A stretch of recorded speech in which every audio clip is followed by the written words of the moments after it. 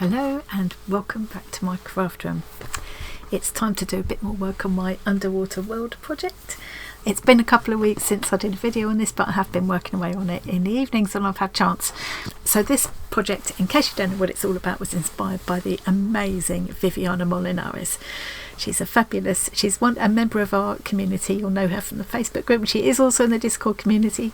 She was first a painter. She's an artist, and but more recently, relatively recently, I think just a couple of years ago, although it's hard to believe, she discovered stitching and textile art, and her underwater scenes were what inspired this project. They are just beautiful.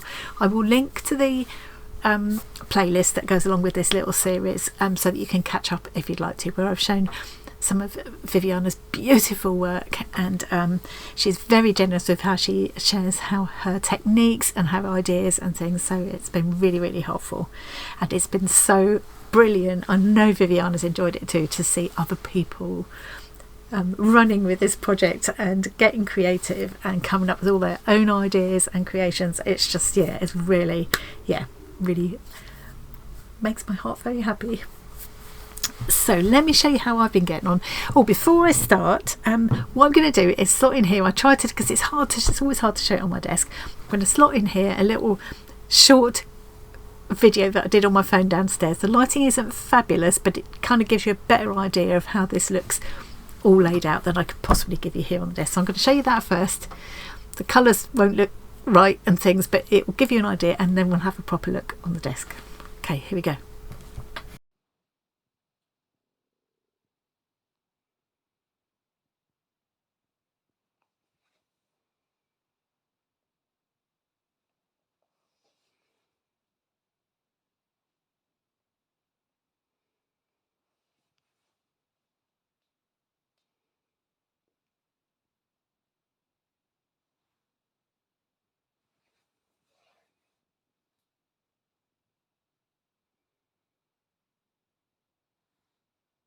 Okay, so you can see from that I've finished working on my shoulder fish that I had started last time. My starfish is there. He's not actually attached yet. I haven't quite decided where he's going yet. The octopus still needs work. There's the first two little fish that I did. I've created templates for all of the creatures, and I haven't made all of the creatures yet. And in fact, I've still got one more template to make. I haven't forgotten. The turtle is yet to come. There are two sets of templates. There are three templates now. There's the Freebie Fish one, which is all different shapes and sizes of a fish. You can get that. I'll put all the links in the description box. You can get that for free from my Gumroad shop. Anybody can get that for free. The other freebie one is the starfish, where it includes the underside of the starfish, which Tom and I both found just so much more interesting than the tops. Just had no idea, to be honest. Found all kinds of interesting things. I didn't mention the seahorse just now. The seahorse is there, obviously. There's also a set of templates which I've called the Underwater World templates, and that includes the octopus, the seahorse, the lobster, which I haven't started yet, the Nautilus, which I can't wait to have a go at. That was Jean who suggested that. Thank you, Jean. And the turtle is yet to come. If you've already got that collection, when the turtle is added, you'll get that automatically. You'll get an email from Gumroad to let you know, with a link you can follow, or once it's been added, you can go into your Gumroad library and at any time and download it. So don't go paying for it again. If you've already had it, it's there. If you're a channel member, you can get that collection, and in fact anything else in my Gumroad, for free. But if you're not, the Freebie Fish one is free, the starfish is free, but the Underwater World one there's a small charge. I think I put £2 on that one, and hopefully you'll get lots of use out of it. As well as stitching, you can also use it for, I've done the octopus already. I've done a kind of mixed media collage with the octopus. You could use them for doodling into, you could create colouring pages for your kids with them, whatever. So there's lots of different uses. So let's have a look at how I've been getting on. It's such a fun project. It's a great opportunity to try all sorts of different techniques, and that's exactly what I've been doing. Today my main focus is going to be freeform embroidery, inspired by this beautiful book which was sent to me by Betty in the States. Absolutely packed with beautiful ideas, really useful information. I'll give you a quick look at that, but I have covered it in a previous video. But I'm going to be trying some more of the techniques from this as well. You can see how beautiful it is. So let's go to the desk a minute. So yeah, here's the I'm going to try some more of the stitches. Goodness, I have done some already on video, and I've tried a few in my own time as well. All sorts of different ideas for creating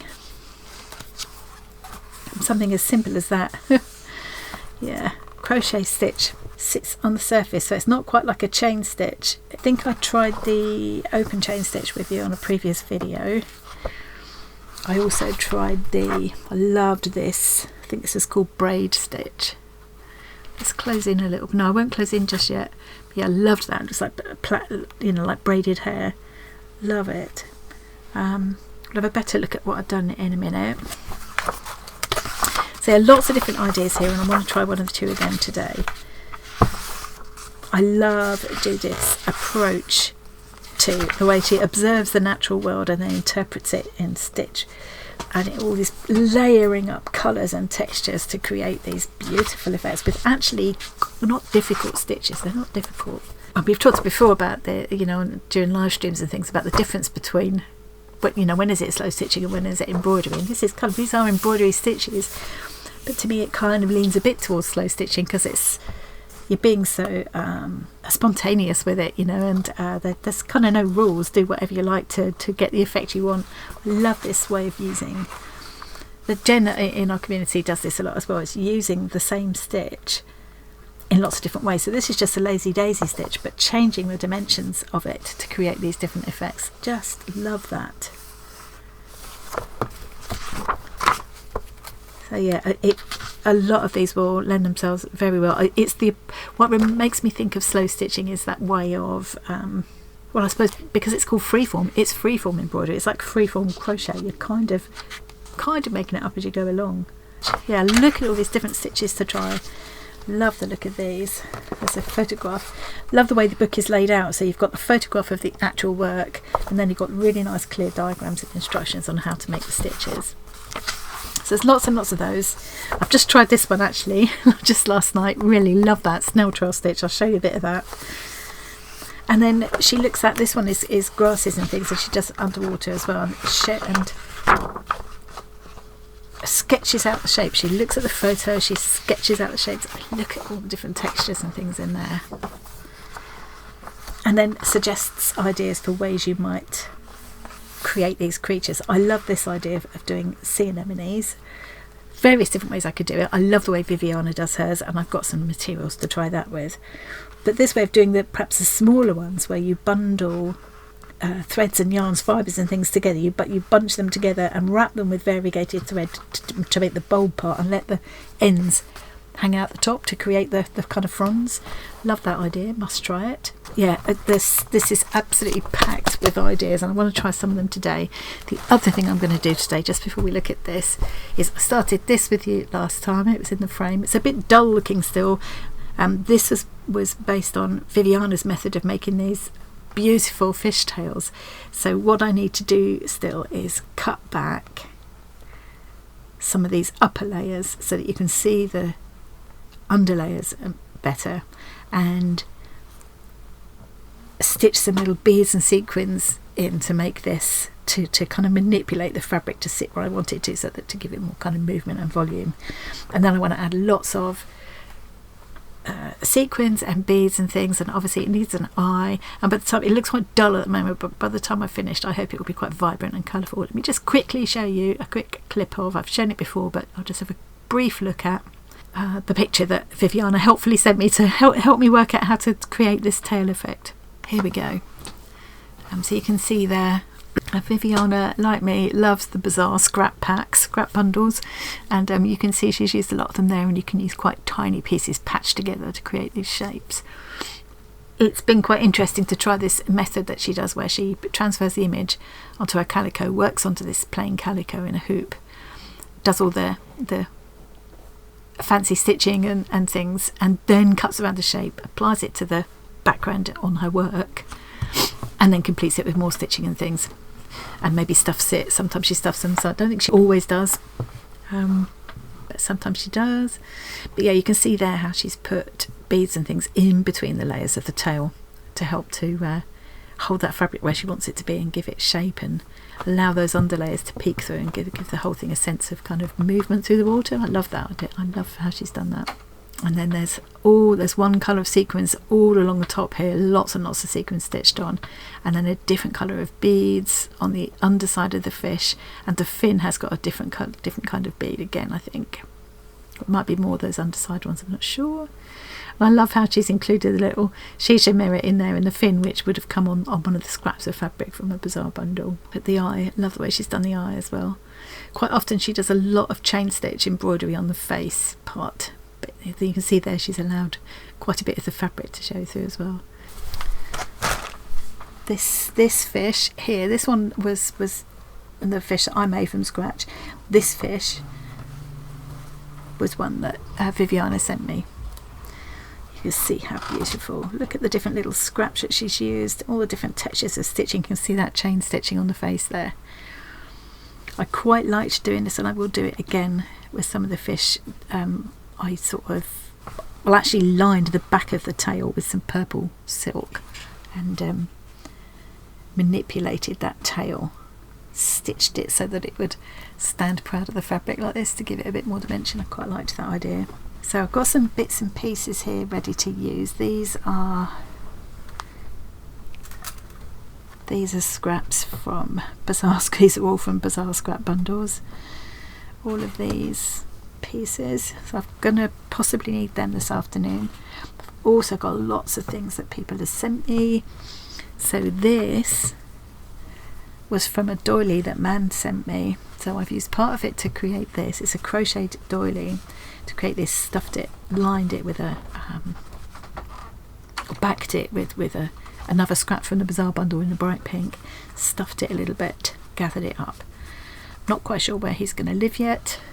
And then I've got the rest of the doily here that I'm going to gather up to create another kind of coral effect. I think that'd be really nice. That's something that I saw Create and Craft with Christine doing. Her coral reef project is very, very inspiring. Do check her out if you haven't already. I'll link to her in the description box. I've just been opening a parcel this morning with some more beautiful things.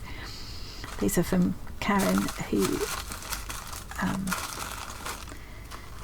love. These beads are all matte. I love that. And there's this lovely kind of silver grey net, and what Karen was suggesting, and she's absolutely right, is it would work for the stage of this project where I'm going towards the waters being darker, the coral reef dying, the pollution and the effects of global warming on the oceans and the creatures that live in there. That's an important part of this project for me, and I've already started putting aside some pieces that aren't so colourful and vibrant and shiny, and to give that kind of contrast at the end. So that's really lovely that Karen thought to put those aside.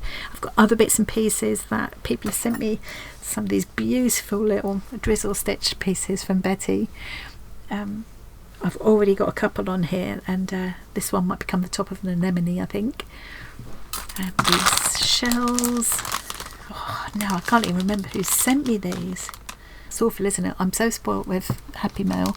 But yeah, lots of things that people have kindly sent me will go into this project, as well as a lot of bazaar scraps. But yeah, I think some of these shells would be good. They've got holes in because they've been used as a necklace before. These ones, little crystal beads. I thought I might use them to make the bubbles coming up from the seahorse's mouth. I think that might be quite cute. You can see I've used one of these and gathered it up to create another little kind of, I don't know, what is it, a sea urchin? A stack of beautiful fibres. These are careful. I'm trying to be careful because I've got them tied together so they don't all get tangled. Beautiful fibres that are going to end up being incorporated into this project in various ways. Again, but one or two of them have come out of bazaar bundles, but most of those are things that people have kindly sent me. So all these beautiful things that you send me do get used. Another thing I've used is, this was a plain piece of white lace. I think that might have been Suzanne sent me that. It's plain white and I coloured it with Inktense, and I've used it in a couple of different ways. I'll show you as I go through. So yeah, I just wanted to show really that all this lovely stuff that people send me, I don't just stash it away. It does all get used and very much enjoyed. It's so inspiring to have all these lovely things to play with. I still want to add more fibres and things here. I feel like it's a bit, it needs something here, it needs something there. I don't like, I'm not happy with this bit now. So the idea is that this is a book. It's a very lumpy book, but it will go together, it will be bound together here, but it will be just either clipped or tied together in such a way that it can be taken out and viewed as one long frieze, a bit like I showed in the little bit of footage earlier on. So let's have a quick recap because it's been a while. So this is just all fibres and things like these ones, one from this card actually, stitch on there to make, you know, underwater vegetation, just couch down. There's some like star stitches there. Some of these are stitches that I tried from the Judith Montano Baker book. This one I thought was a lovely idea. It's just you just back stitch and then you weave fibres in and out of the stitches to create this effect. I thought that was rather interesting. This is just a bizarre scrap, just stitched down and left to kind of float. This was when I was practicing with the braid stitch. I feel like that's a bit plain there, but like I still want something else there. This is just again bizarre scrap, gathered up, stitched some beads in amongst it. Just thought it looked vaguely coralish, and I quite like that there are things to find when you look at it. Here's another one of Betty's beautiful little doodads. I love these, and these were my first attempts at drizzle stitches. So these are made with a combination of drizzle stitches with beads on the end, and then also lengths of beads and sequins threaded together. I tried French knots or the seed stitches here. This is just a little padded bizarre scrap, just gathered up and padded a bit. That was just a metal charm in a shell shape. This is one of Procrastilas's beautiful beaded pieces.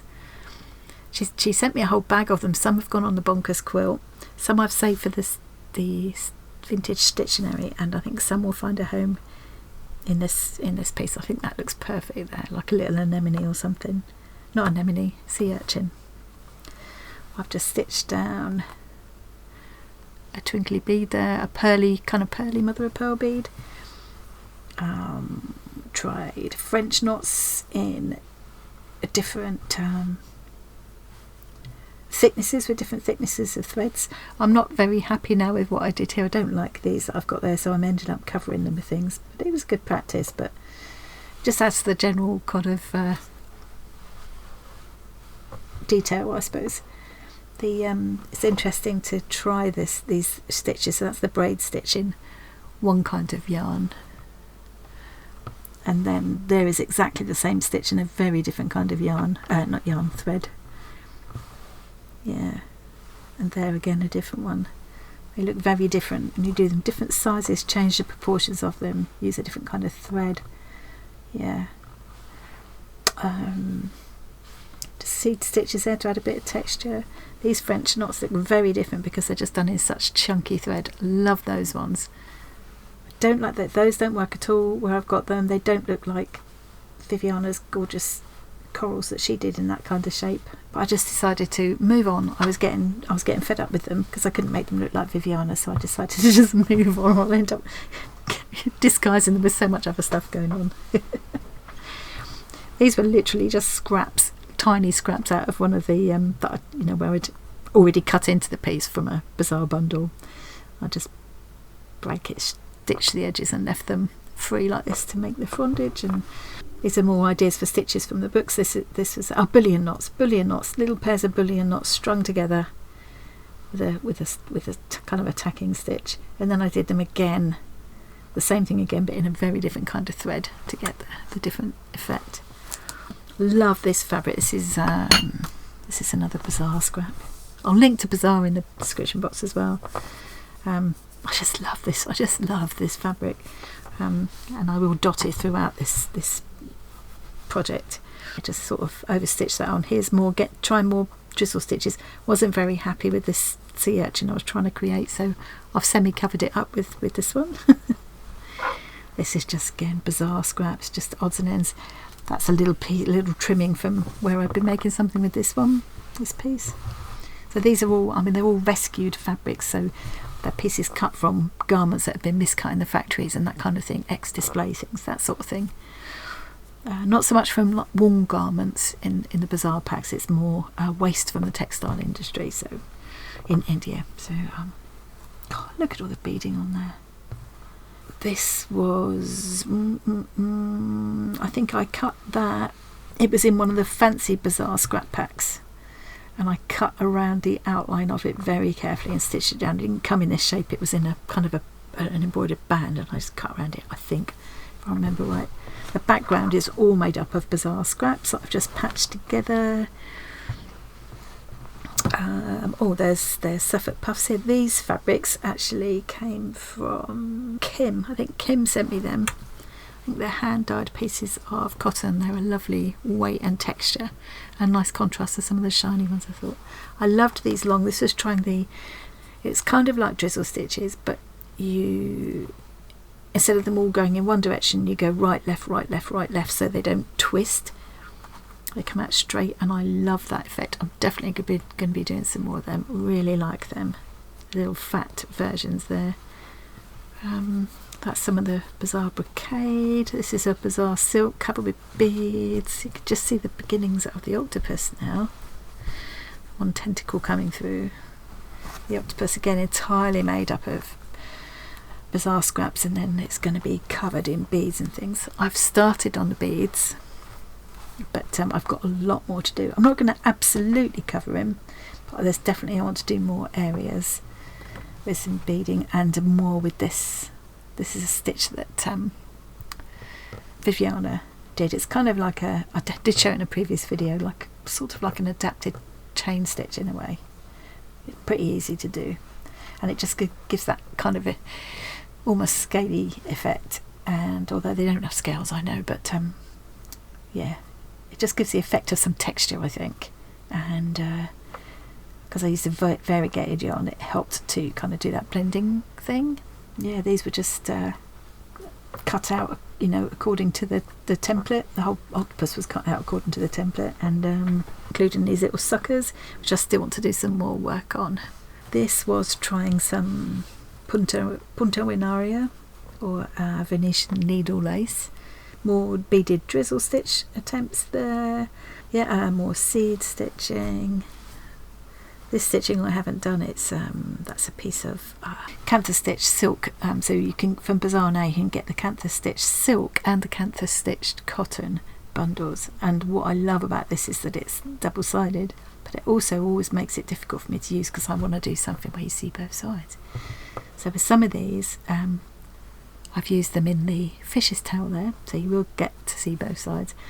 And I might use them to make some fish where you can actually, or some rocks or something, where you can actually turn them over and there's a message attached to the other side or something like that, just to make use of the fact that it's reversible. This turtle was cut directly from a piece of fabric. I think maybe that was from the Suzanne bundle, I'm not sure. Here's some more of that lace that I showed just now.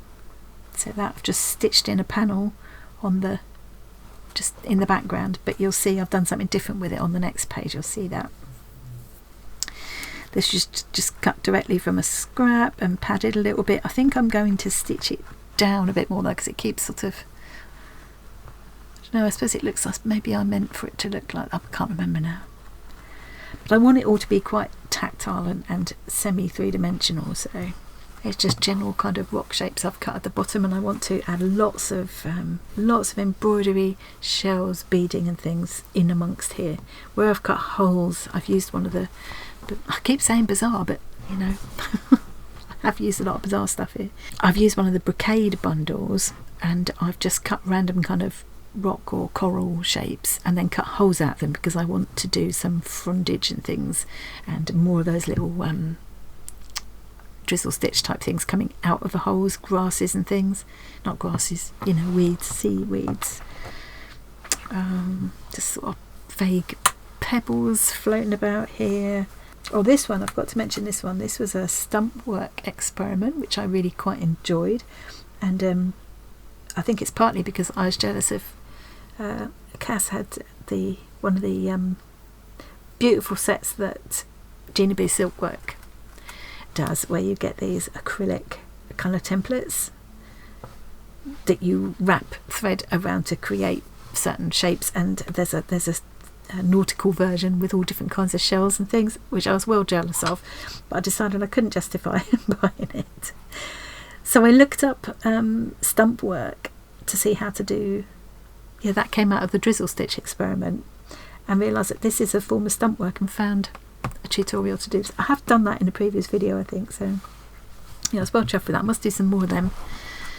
I've started doing some bullion stitch seaweed coming out from in between these rocks. I need to do a bit more of that. The jellyfish has just got some of those lovely fibres from that bundle I just showed you, just attached for his thingies. When you turn the page, so woof, turn the page like that. This would be the next page. Let's put that one out of the way. So this will carry on. I made it so that these do kind of semi-line up. It's not, I haven't done that great a job of the lining up bit, but it's not too bad. This is a bit, I don't know what I've done there, but that's okay, it'll come out in the wash. And I've just continued on the same way. Here's the Seahorse. This is my first attempt at, now this is another form of stump work, and I followed along with the Sarah Humphrey tutorial to do this, and I was so chuffed.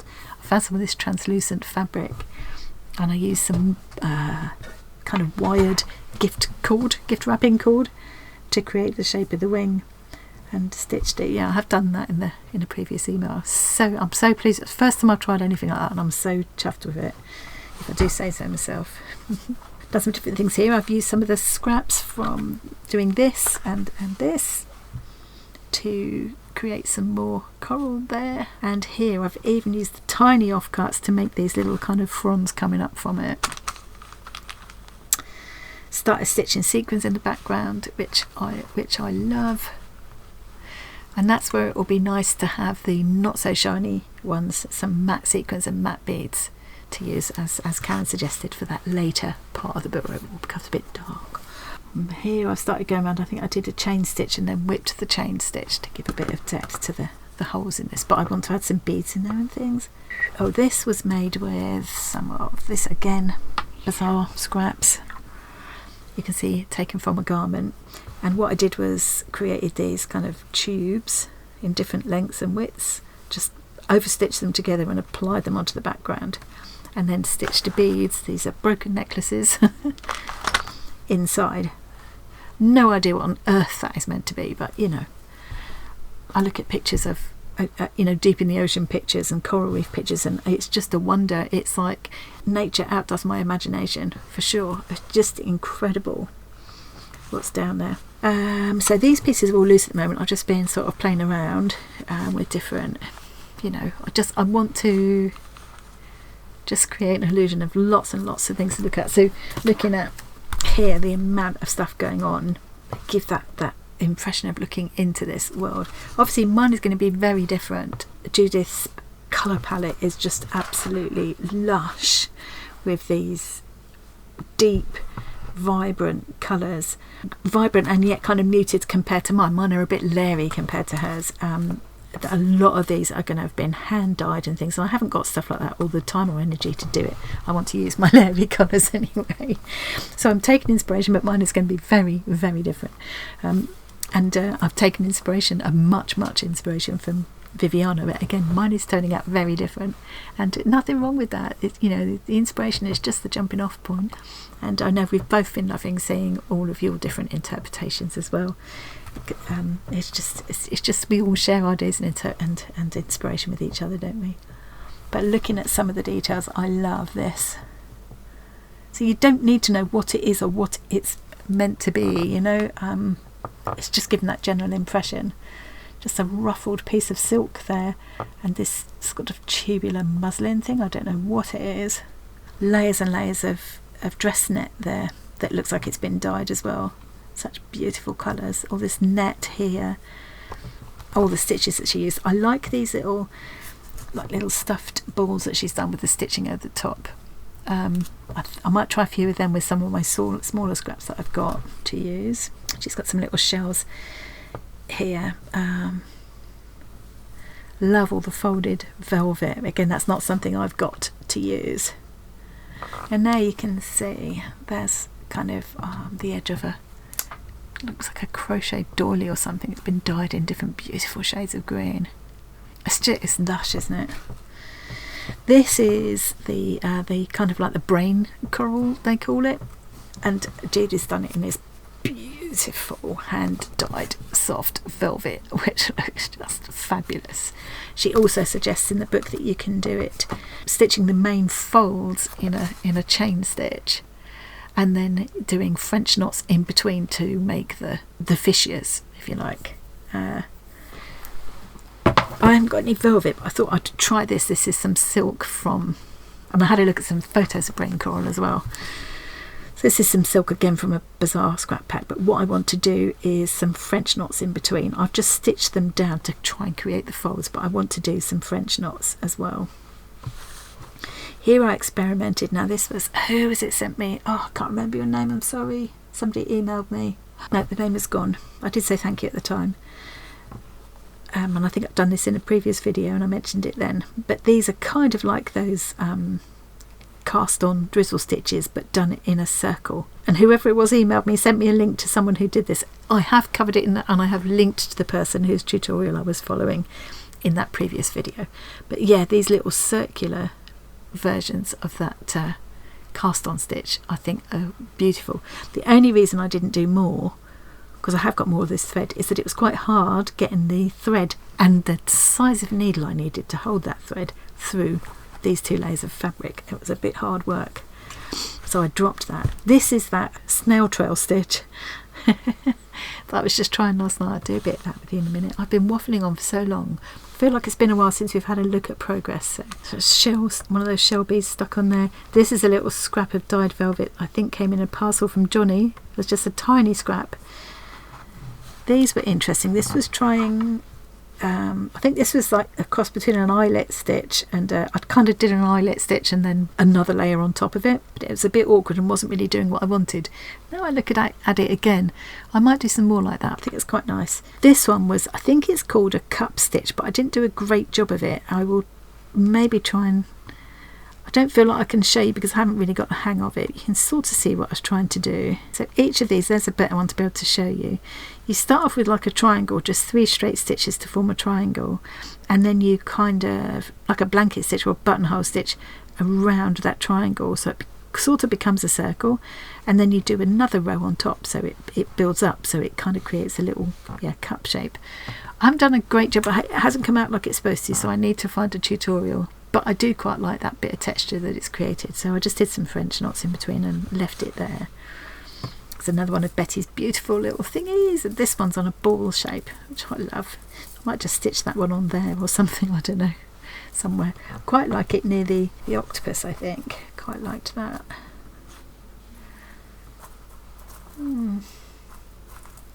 Yeah, there. Quite like it there. It might end up there. What else have we got? This is just a little doodad, the kind of little bits and bobs you get in the Bazaar scrap pack, so I'll just stitch that on somewhere as if it's a bit of something floating. Doesn't really matter. Here's a piece of that lace again that I mentioned just now. And here I've cut round it into this flower shape, and I thought, well, I'll take it a step further. So I just cut round the individual shapes here and put them on here, and then did little pistol stitches. So like a straight stitch with a French knot on the end, all around, irregular sizes. This one is just straight stitches, and I put the French knots in the middle. That one's the same. Yeah, some are kind of roundish, some are blob shaped. Well, that one is square, and I don't know what they're meant to be. It doesn't really matter, it just adds to that interest in the background. So I would definitely do some more of them. I'm kind of mindful that I want to carry the colours through to the next page, but as I go forward now, the next creature will be the octopus. But then after that it's Nautilus and turtle. Nautilus lives in much deeper oceans, so things will start to look a bit sort of darker blues.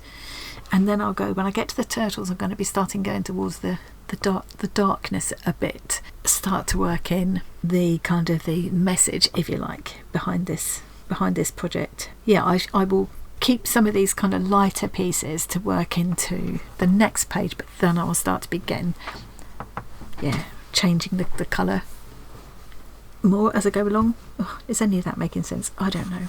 My plan is to put the starfish, I think it's going to end up going there, and I'm probably just going to stitch the starfish down by a couple of the limbs so that you can lift it up, because I want you to be able to lift it up and see the underside, because I was so fascinated with the undersides of them. This is all filled with drizzle stitches and beading and things, sequins, which is representing their hundreds of little feet that they have, that they use to move themselves along, crawl over the surface of things, and also to open up. They can open up mussel shells and things with those feet. They're strong. And there's a bit too much. I think I might keep this for the next one, so I've got these to carry over into the next page, and a little bit of this.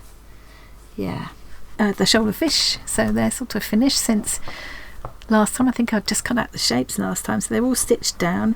I've added some straight stitches across their tails, I've added sequins, and I don't know how well you'll be able to see, but there's a lot of beading, a lot of little beads, so in a sort of darker shade. So the base of the fish was all different kinds of bouquets from a brocade bundle, and I picked these kind of clear golden coloured beads just to add, in real life you can see it, just to add texture and a slightly darker colour to the underside of the fish. Some of them I've just added some pink stitching, just so they're all exactly the same, and then a sequin and a tiny bead to hold it on for the eyes.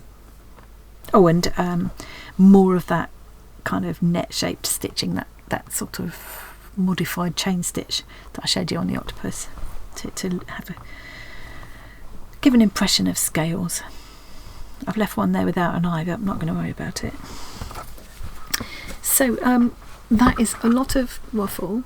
I just felt like it's been a while since we've had a catch up on what I've been doing with this. So it's time to start stitching now. I'm going to stop recording for a minute and get myself set up, decide what I'm doing first, and then I will be back. Okay, I've had a bit of a think and a mooch through the book, and I think what I'm going to concentrate on for this video is using some of this freeform embroidery inspired by the Judith Montano Baker book.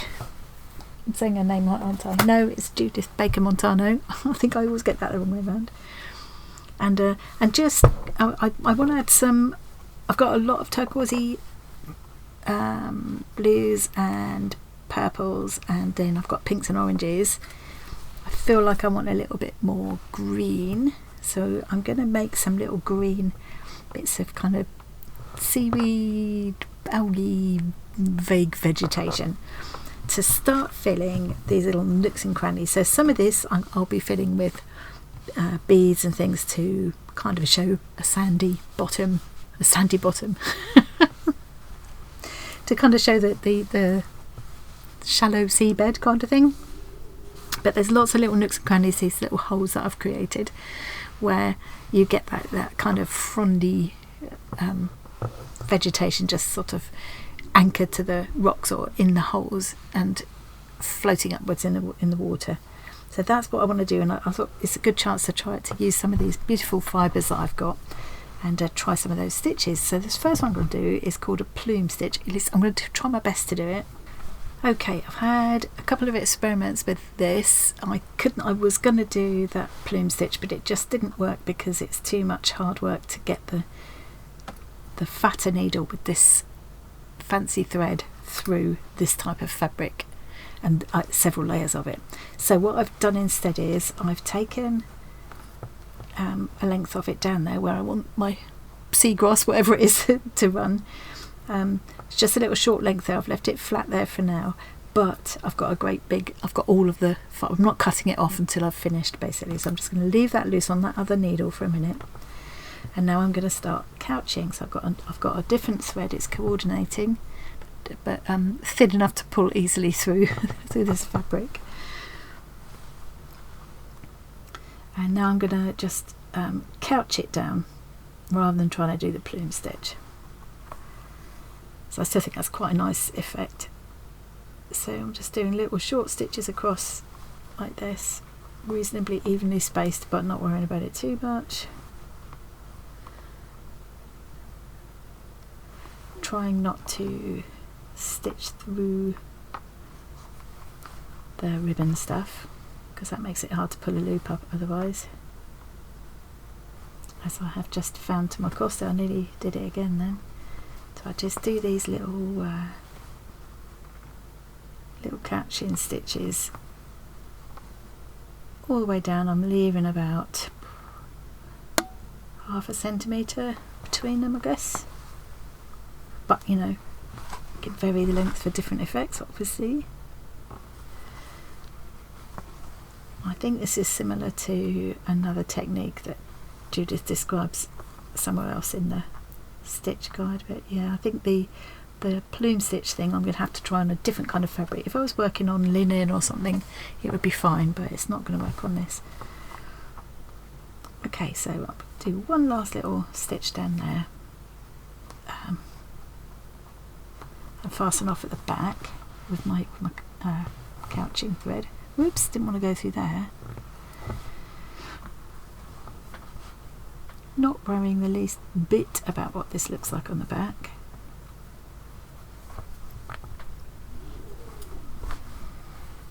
I know that that's coming out of the lower end, so I'm going to start from the lower end. I'm just going to use this knitting needle. This seems to be the easiest way I've found, and pull up quite a big loop like that to start with, and then just work my way up the line.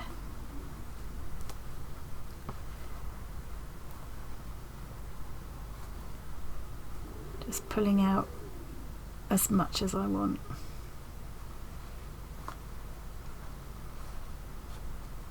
Okay.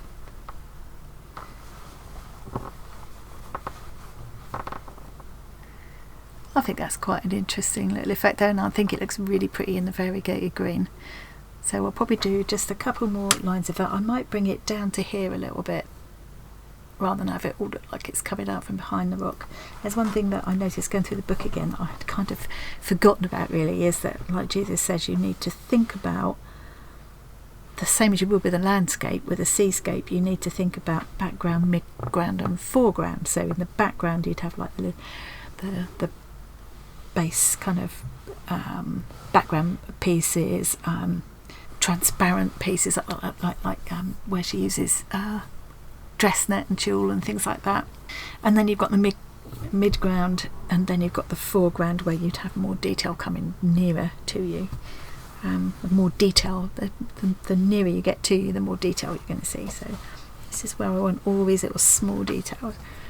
I forgot why I started saying that, lost my thread. So I'm going to do a little bit more of these, and then I fancy trying this needle weaving bar stitch.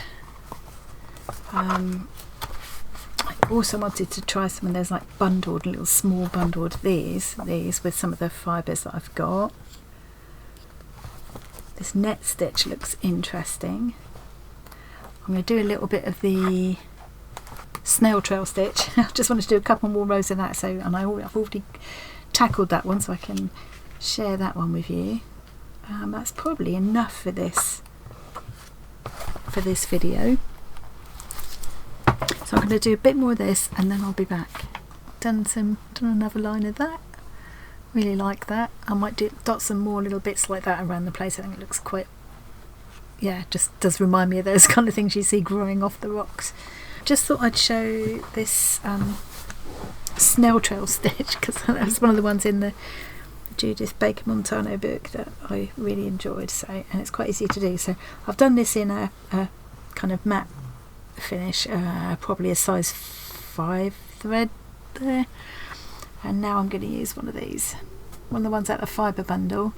It's probably equivalent to a size 5, and it's got glitter in it. So it's a really nice easy stitch to do. Let's see if I can remember it without looking at the book. Okay, so you come up where you want to start, and then hold the thread down in the way you're working, loop it back up, and you go in back up to the left there of where you came out.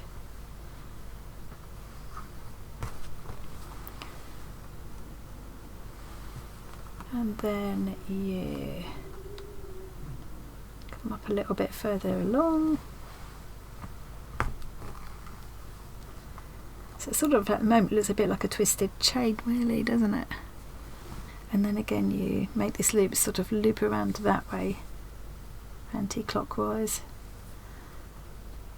and put your needle end to the left of where you came out.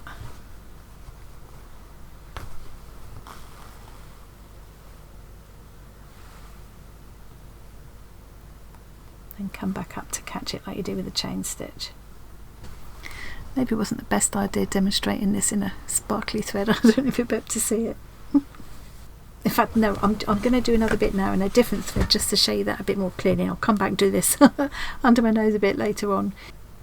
So I'll end up with 3 different weights and colours of green thread with the same stitch layered over the top of one another. And that's one of the things that Judith talks about, to create a sort of natural look. So you come up where you want to start, so I'm going to come up there,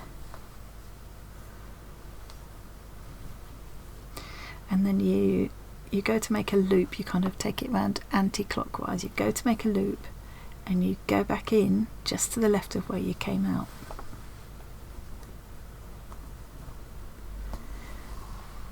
Start to pull the thread through, but before you pull it all the way through, you bring your needle back up inside that loop, like that.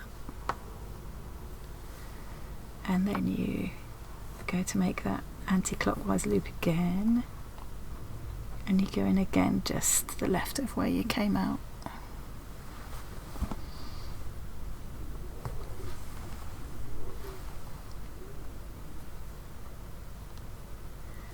Come back up a little bit further along and inside the loop, and now I can pull that through.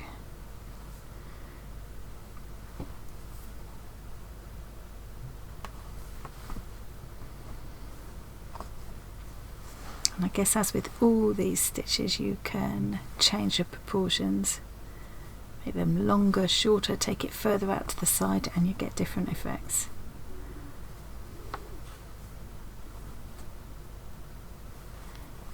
It's a really fun little stitch, this. It sort of just gives that impression, sort of seaweedy impression.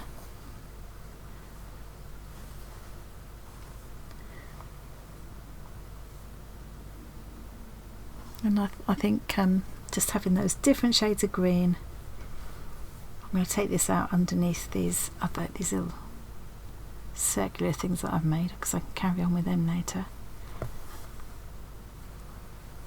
And they'll be a bit tangled up together, because of course, you know, in nature, in a garden, under the sea, wherever, you don't just get a neat kind of row of one plant there, do you? You get swathes of a plant, but then it mixes together, you know, other plants will be dotted in amongst, and yeah, all overlapping and tangled up with each other. So I think once I've got a few of these stitches sort of in my mind, I'll just be able to freeform it more confidently.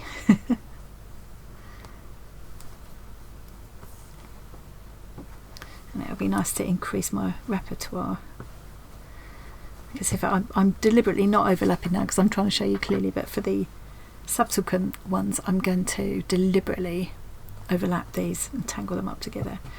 I think with these ones, I think I'll just I mean, I could just do more eyelets coming down there and have them just a string of eyelets together, or I could do just a whipped back stitch or something to create little stems for it. I don't know. It's not any plant in particular, so it doesn't matter. I can do what I like with it. This one is going to have to overlap a little bit.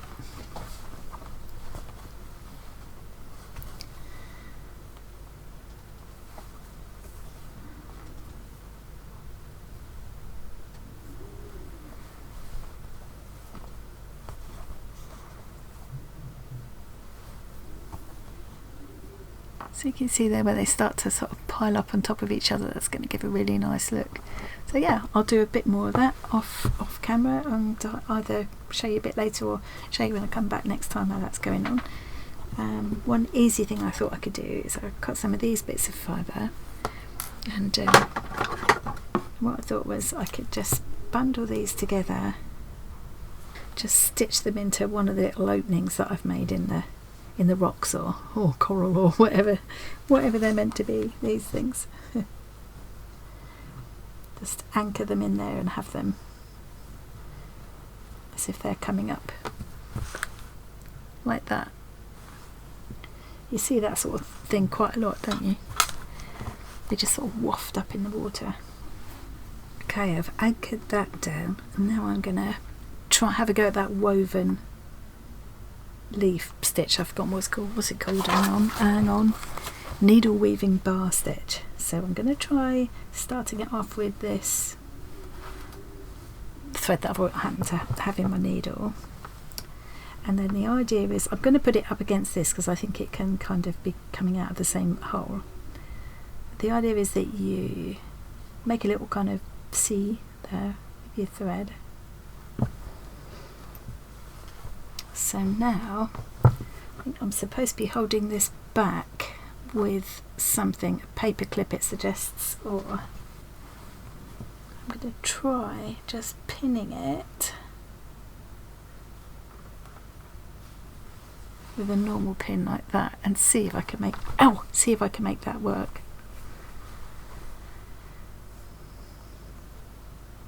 Okay, so I'm going to come up just at the beginning .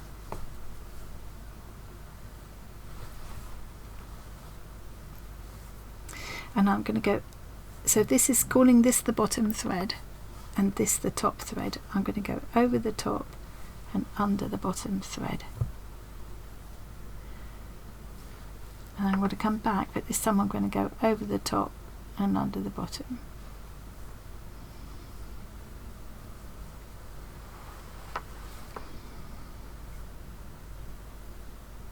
Very slippy, this thread. It's probably not the best thing to try a stitch for the first time.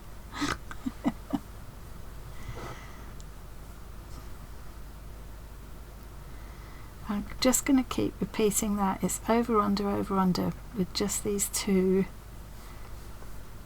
threads to wrap around. I don't think this thread was the best choice.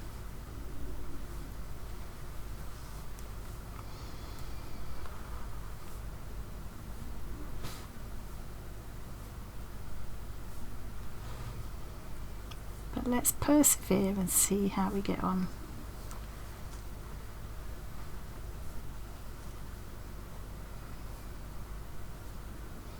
It should give me at the end a kind of a little leaf shape that's will stand free of the background.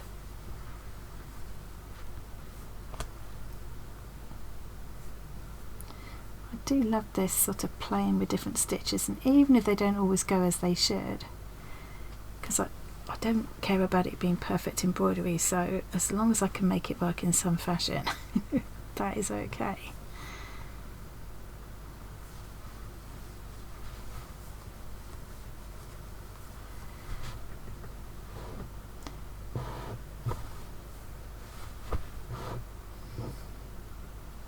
Yeah, I think a very slippy thread like this was not the best one to choose. Also, because of the slight sheen on it, I don't know how well the camera will show you, so I'm trying to keep it all under control by keeping my thumb on top of it. It seems to be getting into it a bit now, getting the measure of it. It certainly will make an interesting little textural detail.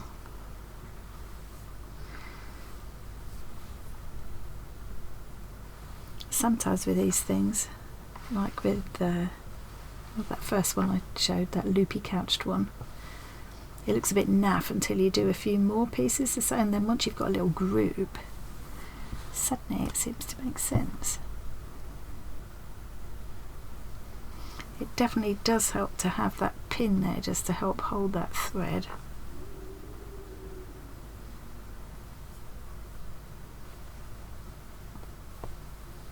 Yeah, this is quite a difficult thread to manage because it's now twisting and slightly unravelling, so shot myself in the foot a bit here, but I think I'm getting there though.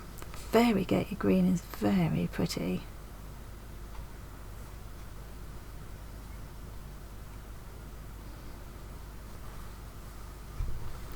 I'll try some other stitching, some other stitches from the book with this thread. I mean, even just some feather stitches would look very pretty in this. Okay, I'm going to take the pin out now. You can see it now comes free. So I've got this little freestanding leaf, which is really cute. And I could put that down flat, or I can just leave it. I suppose if I just put a knot in it, it can just stand free like that. Or I could curl it slightly and set it off in the direction I want it to be. It could come down this side even, couldn't it?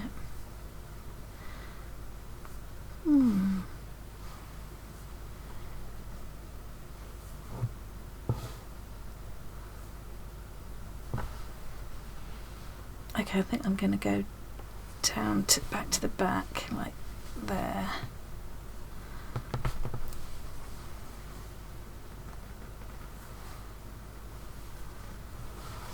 Yeah, that's quite nice. I will have to do a couple more because it's going to look odd if there's just one.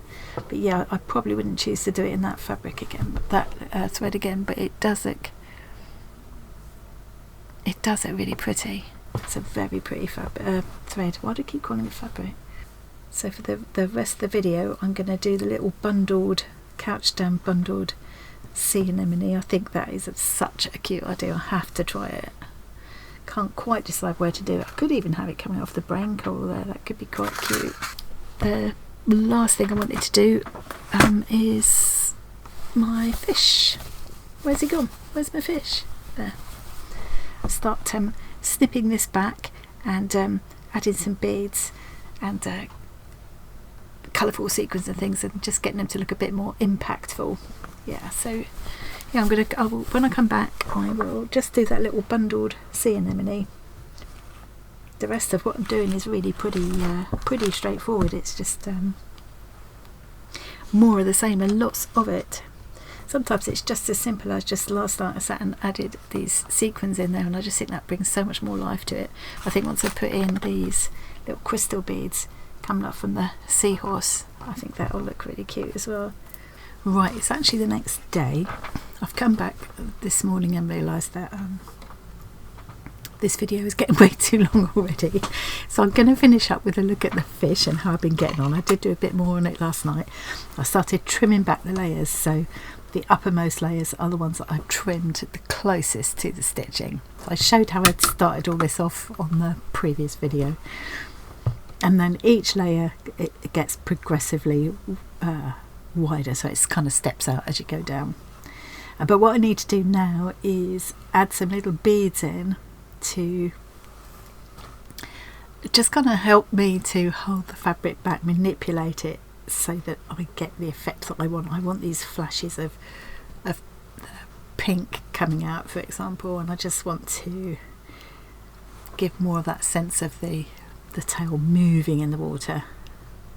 So yeah, I will just put little beads. I've got some of these, this massive box from one of our local charity shops for £2. They're all getting a bit mixed up now because they've been mixing around in my project box. What I'm going to do, I've put some of the some more of that kind of scaly stitch. I'm going to do what Viviana sometimes does with the chain stitch for the face part of the fish. So I'm going to do that. I've gone around with a chain stitch and a pink around the body, and then I've done a stem stitch, I think it was I used, yeah, in this turquoise blue all around there. Kind of feel like I might want a pop of, sort of emulating what Viviana would do, a pop of bright yellow or something like that in here as well in the stitching, but I might add that when I cut this out and apply it to the background. I've just done some really simple This was just a back stitch that I whipped. This was a chain stitch that I whipped, this pink round here for the fin, and then just some simple kind of really messy, you can't even call it satin stitch, it's just like a straight stitch to partially fill. I used a variegated, a hand dyed one that I made, dyed with Inktense thread. It's got green and purple and blue in it, so I thought it was ideal for here. And then I will add, I've got this bit of orange here. I thought what I'd do is potentially, if I cut a circle out of this,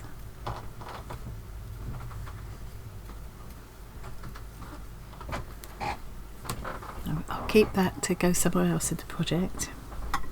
That could become the outline for the fish's eye with a sequin in the middle and the chain stitching all around it. And the other thing that I think will really help to make all of this pop is some sequins.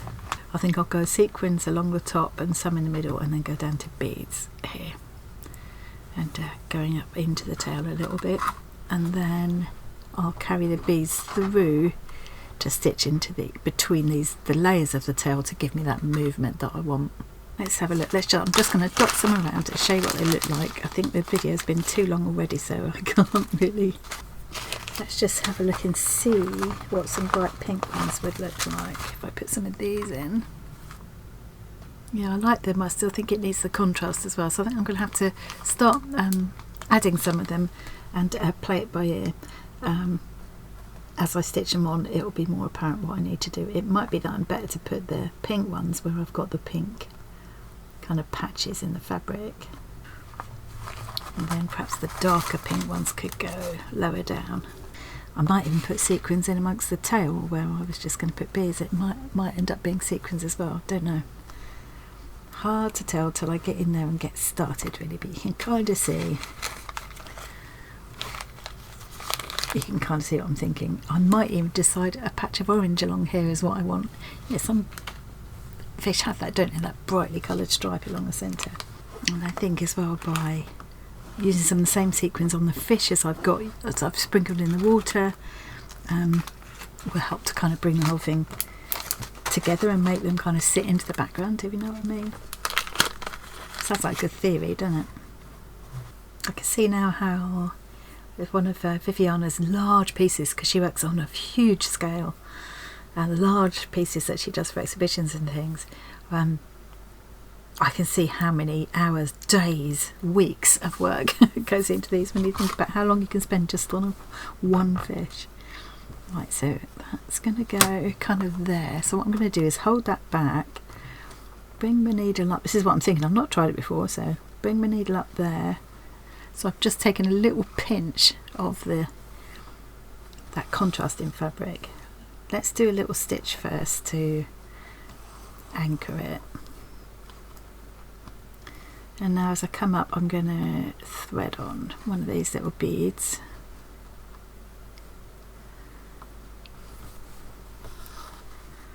And my hope is that when I stitch this down, it will hold that little fold back in place. I might need to do a little row of beads, one might not be enough. I think Viviana used the bigger beads where she's got beads in, so I might just dig out some of my larger beads. Got plenty of beads to choose from, so. Okay, so then I could come over here. Do the same thing here so you can see that pink and that brighter blue underneath there. So let's come up to here.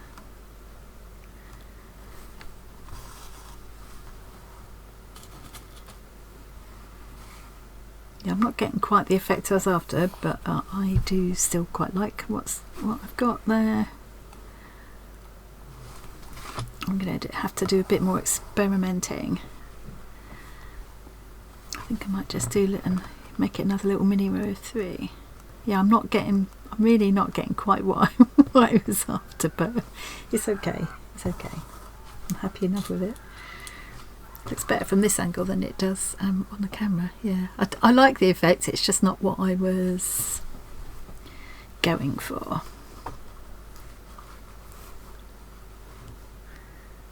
But that's okay, as long as it's interesting, that is fine. It might be that I did too many rows of the stitching, so that these pieces are quite short. There's not enough movement in them. Oh, I love that bright blue there as well. I think that's got to come back a bit. Yeah, I'm going completely away now from what I started doing, but I still think it's going to be interesting. Let's just do. I just want to put that one more little row of beads there now. So basically, I'm going with the flow, seeing where this takes me, and embracing an unexpected result. It might not be what I wanted, but it's definitely an interesting effect, and I think by the time I finished working the body and everything, hopefully the whole thing will come together. I think I'll do another row of beads along the top of the fin there, the bottom of this one. Yeah. Anyway, I really need to stop now, because I'm sure everybody's fallen asleep. Maybe I'll become one of those videos like that I put on at night to drown out snoring noises. I put on storm noises, and I just find it very soothing now. I can go to sleep to that, and it cuts out extraneous noises. Maybe I'll just become that. I'll become one of those videos you go to sleep to. Thank you very much for joining me. I hope you enjoyed that. I want to say a special thank you, since this is one of the last videos that will go out before Christmas. So I want to say a very special thank you to my lovely channel members. I'm going to scroll them up here as I say goodbye. Thank you so much to all of you. I know it's coming up a year now for a lot of you, and I can't tell you how much I appreciate it. It means such a lot to me, and to Tom. It's just it means the world to me. What else? I just don't have any more words to express how grateful I am for that, and also for everybody who's watched the videos throughout the year, who's taken the time to leave comments and stuff. I'm so sorry I've been really slack about answering comments just recently. I've just been overwhelmed with all sorts of other things going on. You know how life gets in the way sometimes of the things you really want to do. But it doesn't mean that I don't read and appreciate and enjoy every single one, and I'm just really thank you to everybody. Hope you all have the best possible Christmas, and I'm sending you lots of good wishes for a happy and creative 2026. Let's see what it brings. That's it for me for now. Thank you very much again, and I will see you really soon.